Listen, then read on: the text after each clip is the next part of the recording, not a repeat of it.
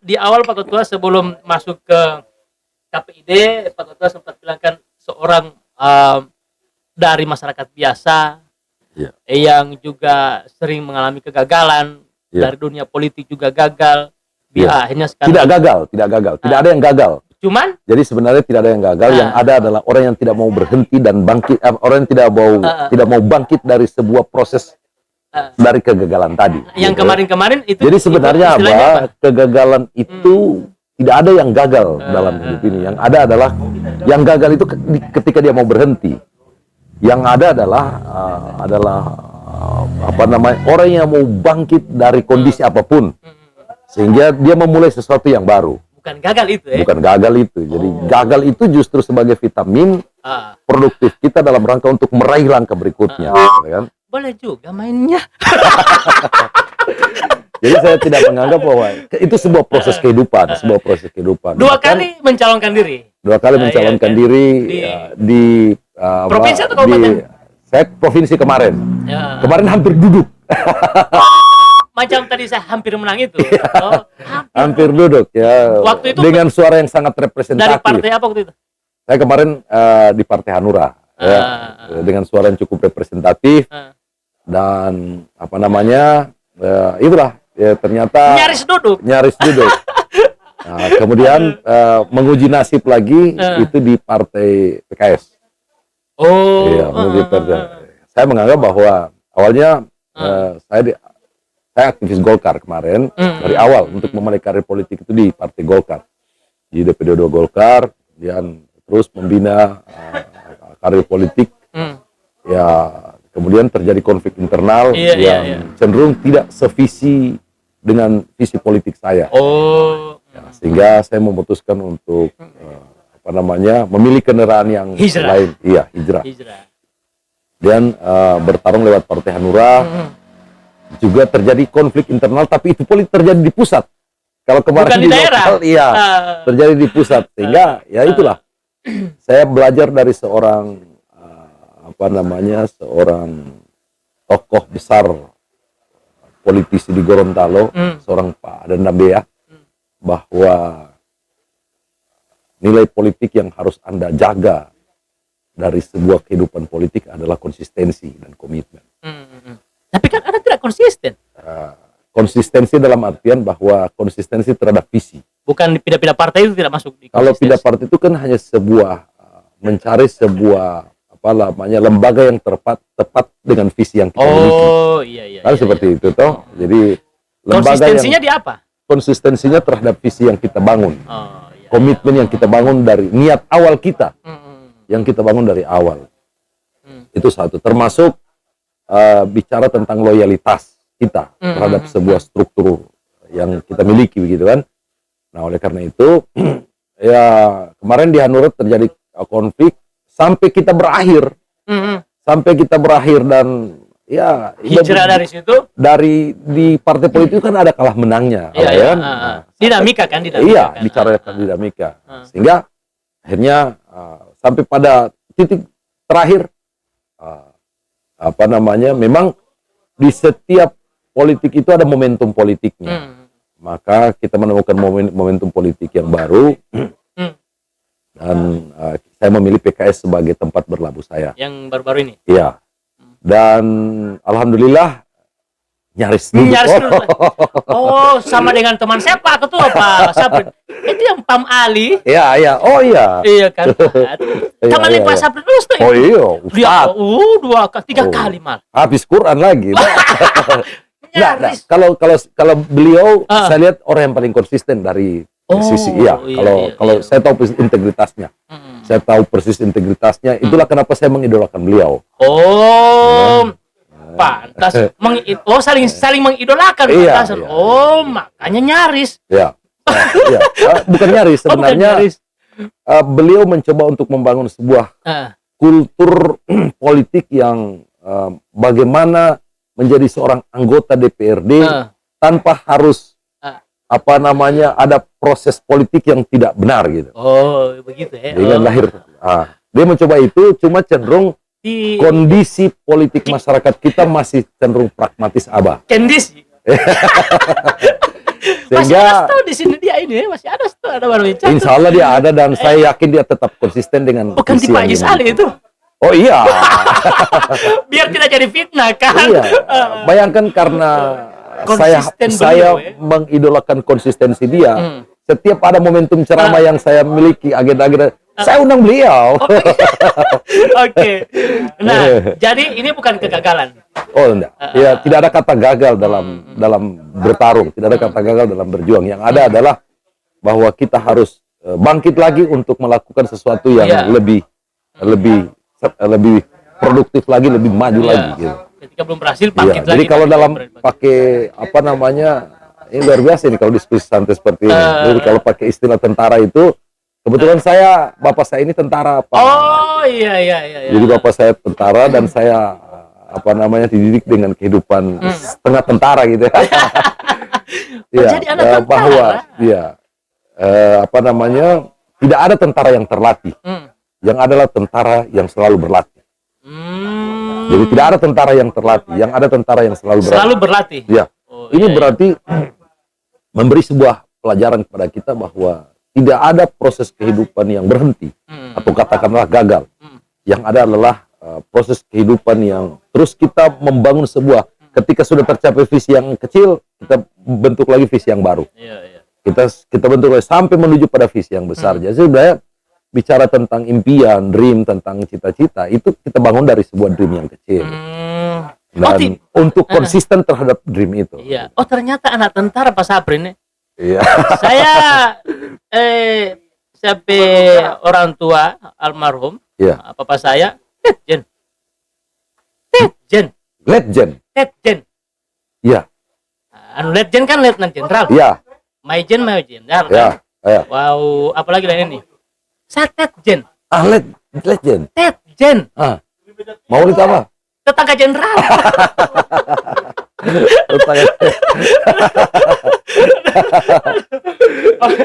Jadi proses di politik itu, akhirnya tidak. Yang pasti bahwa kita harus belajar. Tapi alhamdulillah. Sekarang sudah tidak di partai. Tidak. Karena memang syarat untuk menjadi seorang KPID itu adalah dia minimal 4 tahun terakhir tidak berpolitik. Oh iya. 4 tahun terakhir tidak berpolitik dan KPID kan nanti sekarang. Waktu itu berhenti dari partai politik, mungkin tidak ada partai politik yang sama visinya dengan pikiran Pak Saprin. Bagaimana? Tidak ada partai politik yang visi misinya sama dengan Pak Saprin. Mungkin itu alasan berhenti. Bukan sama Abah, tapi apa namanya, kesesuaian dalam visi perjuangan. Dan Pak Saprin tidak menemukan visi perjuangan hidup. Bukan tidak menemukan. Kita menemukan itu, tapi ketika dalam proses pelajaran sebuah ada praktek-praktek atau katakanlah visi tidak sesuai dengan visi kita, dan itu praktik itu cenderung menjadi sebuah kultur partai politik itu sendiri, maka saya adalah orang yang konsisten terhadap itu dan saya harus berhenti dari itu. Alasan berhenti dari partai dan sampai hari ini sudah tidak berpartai lagi. Bukan tidak berpartai, mungkin ada momentumnya, ada satu waktu bahwa saya menganggap bahwa politik itu adalah sebuah perjuangan untuk membangun sebuah kekuasaan. Kekuasaan dalam artian positif, kekuasaan dalam artian positif. Dan jadi gini Abah, kalau bicara politik, wah sebenarnya ini bicara mengulang kembali ini sebenarnya. Saya sudah memang itu kan biografinya kan podcast ini. Jadi ada seorang apa namanya, kakek dan cucunya sedang jalan di tepi pantai. Kemudian di tepi pantai itu banyak sekali bintang-bintang laut yang berserakan. Kemudian cucu ini bertanya, kakek, bagaimana cara menyelamatkan bintang-bintang laut ini yang berserakan di pinggir pantai? Di pasir istilahnya. Maka kakek ini sambil berjalan mengambil satu, kemudian dilempar ke laut, diselamatkan, satu lagi dilempar ke laut. Biar cuman inilah kehidupan, biar hanya sejumlah inilah yang kita dapat selamatkan dari kehidupan yang tersisa ini. Itu kalau bicara tentang kehidupan yang sifatnya konvensional. Tapi dengan politik, maka kita akan melahirkan sebuah kekuasaan untuk melahirkan sebuah kebijakan. Maka caranya adalah kita harus berada di kekuasaan untuk melahirkan kebijakan dan menyelamatkan bintang laut. Artinya kebijakan politik mempengaruhi sebuah keputusan politik dan keputusan negeri ini. Maka dengan kekuasaanlah kita dapat membangun sebuah keputusan yang bermaslahat untuk bangsa dan negara, bermaslahat buat agama, maka kita harus berada di kekuasaan seperti itu. Nah, tapi sebenarnya medan kehidupan kita beragam. Nah, bisa berkontribusi dimanapun, ada yang bisa berprofesi sebagai guru, ada bisa politisi, ada, dan itu medannya berbeda-beda. Tentu kontribusinya pada bagaimana membangun negeri ini, negeri yang betul-betul sesuai cita-cita Baidatun Tabatun.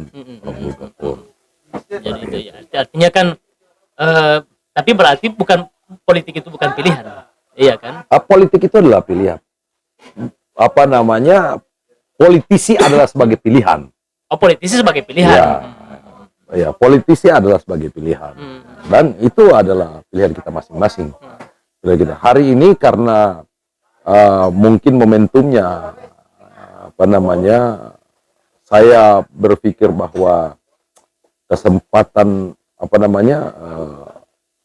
Berkiprah, berbuat sesuatu yang terbaik lewat lembaga yang hari ini saya masuki, menurut saya adalah memiliki momentum yang paling kuat dalam rangka untuk pada masa jangka pendek kehidupan saya hari ini.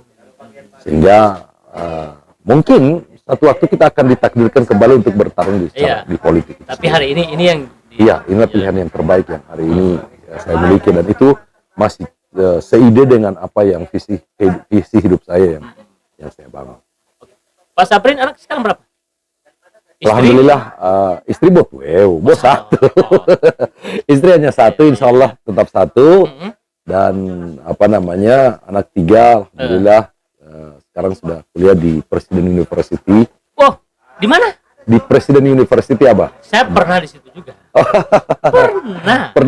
Pernah di situ. Di situ. Maksudnya bukan di situ, di situ itu maksudnya saya lain. Oh, di Presiden University. Iya, sebuah yang keberapa? Yang pertama. Yang pertama. Laki-laki. Iya, sekarang semester 2 dan dia sekolah internasional di sana. Oh. Iya, boarding school, dan alhamdulillah dia lulus beasiswa di sana, Abah. Lulus beasiswa dengan jurusan IT entrepreneur.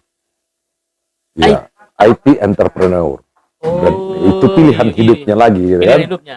Karena mungkin ada pernah saya dengar kalimat begini, Pak Saprin. Ya. Anak itu harus lebih dari orang tuanya.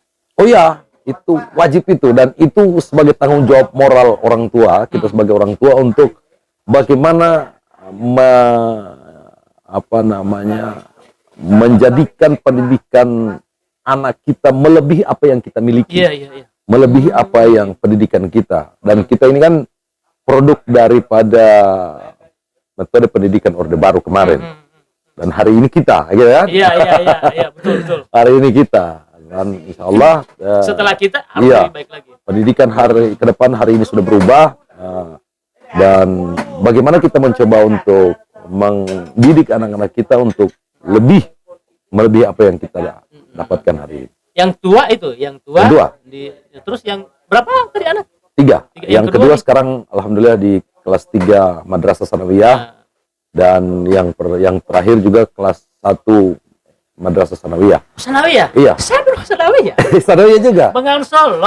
Oh iya, Pak. Sama. Oh, di situ. Di situ juga. Kakak senior alumni nanti. Iya, dan basicnya anak pertama juga dari sana di Madrasah Sanawiyah. Dan mereka dari sekolah lab sama-sama, sekolah laboratorium. Dan apa namanya, saya memandang bahwa untuk menyekolahkan anak kita pada pendidikan konvensional, maka kita harus bentuk karakter anak dulu, memiliki karakter yang kuat dari sisi agama. Maka pendidikan agama atau institusi pendidikan agama ini sebagai sekolah yang saya anggap adalah salah satu sekolah yang bisa merepresentasi untuk memberikan pendidikan karakter dan bisa menjadi bekal dia untuk menimba pendidikan yang secara konvensional. Makanya tiga-tiganya dari sana. Iya, tiga-tiga dari sana. Pak Saprin dulu, kalau saya ikuti referensi perjalanan Pak Saprin itu, saya pernah luar biasa ini. Iya kan. Redaksi Potli Abah. Luar biasa. Iya kan. Iya. Saya pernah baca Pak Saprin Saip itu dulu pernah bergelut di bidang MLM. Iya. Tapi juga hampir tidak berhasil juga, hampir berhasil. berhasil. Kan tidak ada kata gagal dalam proses hidup ini, lah.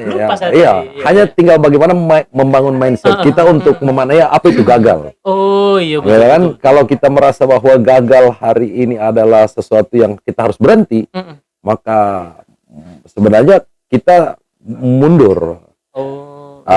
Bahwa proses kehidupan ini harus dilalui. Dan alhamdulillah kemarin karena saya orang basicnya ekonomi, maka saya menganggap bahwa bisnis itu adalah sesuatu yang sesuatu yang penting untuk kita bangun dalam rangka. Tapi sebenarnya kan ini adalah sebuah pilihan juga. Waktu kemarin saya di mahasiswa kemarin, setelah lepas dari perguruan tinggi, kita menjadi seorang aktivis. Di mana? Saya alumni UG. Universitas Gorontalo. Sama orang kalau begitu. Oke lagi, banyak kesamaan ternyata. Iya, tapi saya 9 tahun. Hah? Tiap tahun berapa tahun tiap sarjana? 8 tahun. 8 tahun. Padi heli. 4 tahun. 4 tahun. 4 tahun. Idealnya itu 4 tahun baru jadi seorang sarjana. Tapi saya idealnya 9 tahun. Oh iya. Karena itu tadi bahwa Saya 4 tahun ini 9 tahun. Iya, betul. Karena saya berbanyak jiwa bisnis. Bukan, kemarin saya lebih banyak menjadi seorang aktivis mahasiswa. Oh iya. Banyak bergelut di keorganisasian sehingga melupakan kuliah. Iya. Melupakan kuliah, alhamdulillah ya hampir DO sebenarnya, hampir DO. Hampir drop out. Ya, saya menganggap bahwa kuliah adalah salah satu proses untuk kita menyelesaikan pendidikan. Tapi yang paling penting bagaimana kita menjadikan sebuah pendidikan perguruan tinggi itu untuk bisa lebih berkontribusi kehidupan kita untuk meningkatkan kualitas berpikir kita sebenarnya. Oh iya. Membangun jati diri. Iya, membangun jati diri dan kalau kita meminjam bahasa Bung Rocky Gerung bahwa sarjana itu hanya sebagai tanda kita pernah sekolah. Oh iya betul. Bukan berarti bahwa kita pernah berpikir. Hanya tanda pernah sekolah. Iya. Nah, di sanalah 9 tahun dan ketika selesai menjadi seorang aktivis berjibaku dengan berbagai berbagai kehidupan, apakah itu di bidang pemberdayaan. Saya juga pernah di bidang pemberdayaan. Bahkan saya pernah ditawari. Saya pernah ditawari untuk menjadi seorang PNS, ditawari oleh seorang pemimpin daerah. Ditawari sebagai menjadi PNS. Menjadi seorang PNS. Saya pernah ditawari menjadi seorang PNS, bahkan diminta ijazah saya untuk dijadikan seorang pemimpin kepala daerah. Iya. Siapa sih Saprin Saifi waktu itu? Seorang pemimpin daerah menawarkan dia sebagai PNS. Iya. Apa yang dilihat dari Pak Saprin waktu itu? Ya, kebetulan abah saya di jalan. Jadi banyak turun demo. Iya, banyak turun demo, banyak menyuarakan hal-hal yang bagaimana memperjuangkan aspirasi rakyat. Bagaimana mendorong demokrasi ini semakin lebih kuat. Dan waktu itu kan masih zaman kita masih produk Soeharto kemarin, banyak sekali sumbatan-sumbatan demokrasi yang coba kita perjuangkan, dan itu kita banyak turun ke jalan. Sehingga ada seorang kepala daerah almarhum Yahya Kanasib ya, dan pertama kali beliau dilantik menjadi Bupati Pohuwato. Saya diajak ke mobilnya karena saya mungkin banyak berdemo. Dia bilang, daripada ente banyak baterai di jalan, mana tuh ijazah? Semoga saja jadi seorang PNS. Bikin pusing istilahnya, bukan? Iya, saya menganggap bahwa tidak. Tapi bukan untuk membungkam kan itu? Tidak, tidak. Ini adalah mungkin bagian karena saya banyak karena dinilai banyak mengkritik beliau, ya, banyak berdiskusi dengan beliau. Ya, karena banyak ya sangat dekat lah dengan beliau sebagai orang tua saya juga, saya anggap orang tua saya. Tapi meskipun dekat, kritik kalau misalnya. Oh iya, karena beliau bupati, yang kita kritik adalah jabatannya. Iya, betul. Yang kita kritik kekuasaannya, gitu kan. Nah, kemudian dia minta saya ditawarin untuk jadi seorang PNS, dan saya minta agar itu diberikan kesempatan kepada orang lain. Ditolak? Iya. saya berikan kesempatan di kepada zaman orang itu lain. orang sekolah tujuannya jadi PNS. Menjadi PNS. Pak Saprin Sepi menolak. Iya. Alasannya Disitulah visi hidup gitu ya. pilihan. Iya, disitulah visi hidup. Nah, alasan itu menolak apa? Waktu itu saya menganggap bahwa bapak saya tentara, ibu saya seorang kepala sekolah TK. Mungkin kalau guru-guru yang angkatan tahun 70-an, 80-an, 90-an itu mengenal ibu saya, Ibu Jaura Masyur, itu mengenal ibu saya, kepala sekolah TK Mawar 2 di Teladenggi ya. Kurang lebih ada sekitar 28 tahun kepala sekolah TK. Seorang PNS dan kami hidup dari sana. Ya lah. Kami tahu kehidupannya dan sebagainya. Gaji seorang kepala sekolah TK? Kita tidak bicara gaji. Kita tidak bicara gaji, kita tidak bicara apa namanya. Yang pasti bahwa kalau dalam konteks karena visi saya seorang ekonom gitu ya. Bahwa untuk menjadi seorang yang besar dengan bisnis yang besar, Anda harus menjadi sesuatu yang besar dengan pekerjaan yang besar. Sehingga jadi gini PNS apa? Bukan sesuatu yang besar. Ini bicara pilihan hidup saja. Iya, apa namanya, tanpa mendiskreditkan itu. PNS adalah sebuah profesi yang sangat mulia.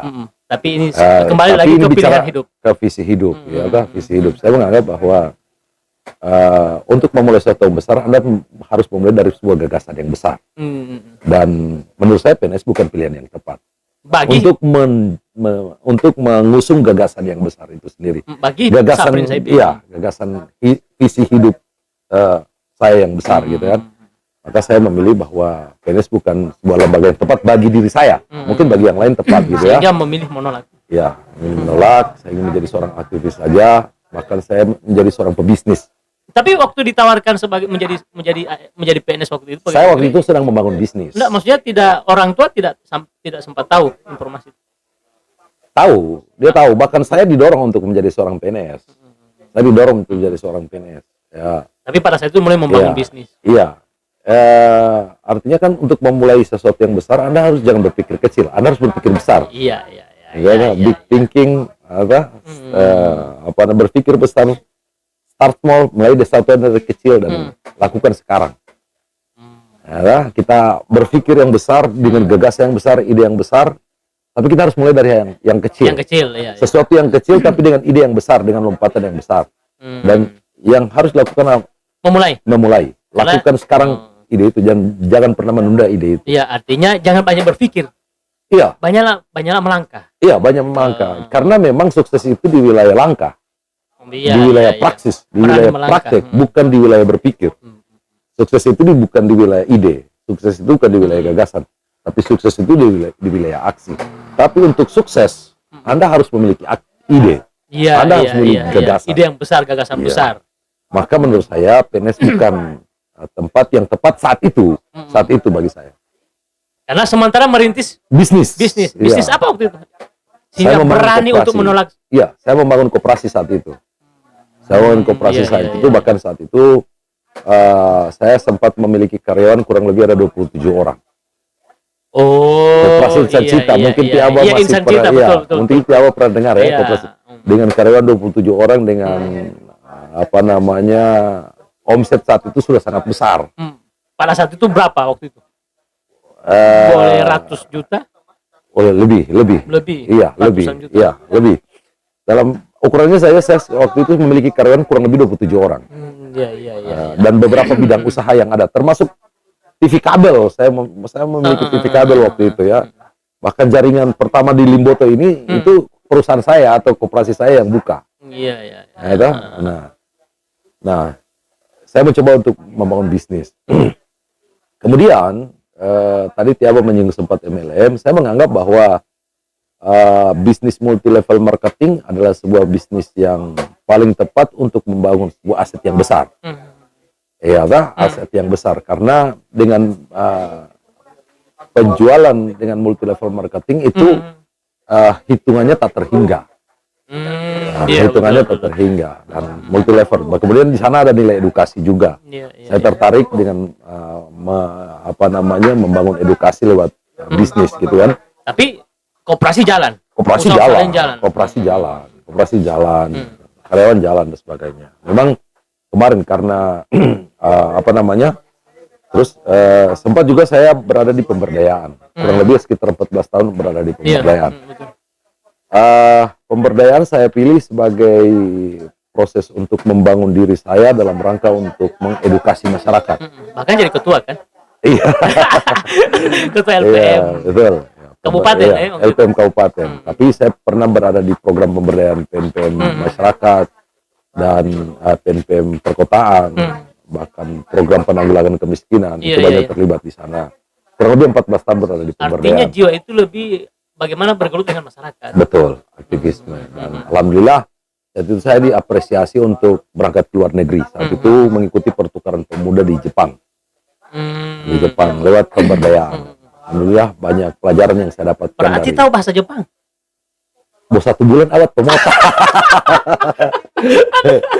Cuma 1 bulan di Jepang, 1 bulan di Jepang melihat bagaimana apa namanya kehidupan negeri Sakura di sana. Itu luar biasa, Abah. Luar biasa. Inspirasi lagi masuk. Iya, inspirasi. Wah, luar biasa. Kita kalau bicara tentang Jepang, sudah. Mereka adalah negara maju, kalau dibalik jauh kita tertinggal ya. Iya, luar biasa. Iya. Jadi itulah sekelumit kehidupan saya. Iya. Makanya saya, nah intinya prinsip hidup Pak Saprin sebenarnya apa? Prinsip hidup saya yang pertama adalah kita harus membangun konsistensi diri kita. Kita harus memiliki visi kita. Visi kita dan visi kita itu harus kita pertahankan. Kita harus pertahankan. Perjuangan itu tidak pernah berada pada satu titik keberhasilan. Tapi perjuangan itu adalah sebuah proses untuk melakukan sesuatu yang baru. Jadi tidak ada sesuatu yang sukses, tapi yang ada adalah, jadi sukses itu bukan tujuan. Sukses itu adalah proses pencapaian, proses perjalanan untuk menuju pada sukses yang berikutnya. Hari ini saya berada di KPID. Mungkin cita-cita itu adalah cita-cita yang saya usung dalam hidup ini. Mungkin saya titipkan melalui perjuangan lewat KPID. Tapi pada satu titik tertentu, KPID menjadi sebuah lembaga untuk mencapai lompatan pada titik perjuangan berikutnya. Sehingga untuk mencapai hidup tadi, saya pernah berdiskusi dengan Pak Torik tentang kemiskinan. Pak Torik Bodanggu, Pak Wakil Bupati Bode Belangu. Gorontalo Utara. Mudah-mudahan beliau bisa hadir di podcast ini. Insya Allah, ya. Beliau mengatakan begini, bahwa dengan berbagai konsep penanggulangan kemiskinan yang tidak pernah terselesaikan dan sampai hari ini juga tidak pernah terselesaikan. Saya katakan pada waktu itu beliau masih aktivis. Iya.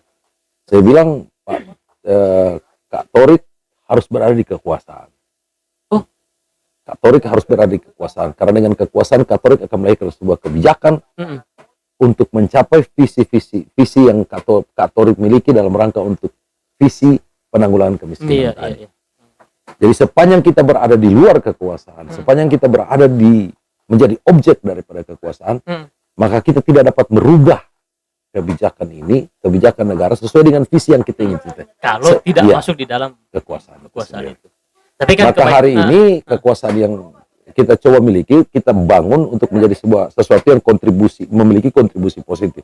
Saya berada di sebuah kekuasaan yang kecil di KPID yang kita coba untuk gunakan untuk kemaslahatan masyarakat, agar masyarakat bisa memiliki dan memiliki haknya untuk mendapatkan siaran, untuk menerima informasi yang lebih positif dan produktif. Dan kekuasaan itu saya gunakan dalam rangka untuk itu. Kekuasaan itu saya gunakan juga dalam rangka untuk bagaimana membangun media sebagai mitra kita untuk bagaimana bersama-sama mendidik masyarakat. Jadi kekuasaan itu kita gunakan dalam rangka untuk lebih mempositifkan negeri ini, mempositifkan daerah ini. Melalui konten-konten siaran. Ya. Kedepan mungkin lompatan kita harus lebih besar lagi. Bagaimana berpikir skala daerah, bagaimana skala regional, bahkan sampai skala nasional. Itu yang harus kita tanamkan. Dan yang paling penting adalah konsistensi dalam perjuangan. Nah mudah-mudahan saya yakin Pak Saprin bukan orang yang ketika di luar sistem begitu beraninya mengatakan saya akan merubah di situ, tetapi tidak terpengaruh oleh sistem. Oh ya, ya. Karena tidak disitulah konsistensi juga, itu, disitulah konsistensi itu. Jadi mencoba katakanlah misalnya begini, kalau semua ini hitam, Abah, biarlah saya sendiri berada pada satu titik putih yang kecil untuk mencoba untuk membangun, berbuat sesuatu yang terbaik. Menjadi beda dari warna hitam itu. Iya. Titik kecil, Kalaupun semuanya hitam dan itu tidak bisa dirubah, biarlah saya berada satu titik, membuat titik yang kecil dan itu dicatat oleh sejarah. Sejarah negeri ini, sejarah daerah ini, bahwa ada seorang anak bangsa berbuat sesuatu yang terbaik buat negeri ini dan daerah ini. Dan jangan diatur oleh sistem. Karena kita yang mengelola sistem itu. Iya. Iya. Pak Saprin, terima kasih sudah hadir. 3 pertanyaan yang tidak perlu ada penjelasan. Iya. Hanya jawaban singkat. Oke. 3 pertanyaan singkat. 3 pertanyaan singkat. Yang dijawab menurut Pak Saprin. Singkat. Ya, saya tiga kata menurut Pak Saprin apa, dan cepat, tidak perlu lama-lama. Iya. Tidak ada penjelasan. Ya, penjelasan. Oke? Iya. Pak Saprin catur. Kuis ini. Kuis iya. Ya. Kalau saya katakan ini apa? Ini apa? Oke. Catur. Harus berprestasi. KPID. Harus mewakili masyarakat. Keluarga harus tetap sampai dunia akhirat. Oke. Terima kasih Pak Saprin. Ketua KPID Provinsi Gorontalo. Insya Allah, dan satu kalimat terakhir, bantu kami, dukung kami, kritik kami, dan dorong kami untuk berbuat sesuatu yang terbaik buat negeri ini dan daerah ini. Oke. Saprin Saifi, Sarjana Ekonomi. Terima kasih. Terima kasih Pak Saprin. Sukses luar biasa. Oke. Luar biasa. Assalamualaikum warahmatullahi wabarakatuh.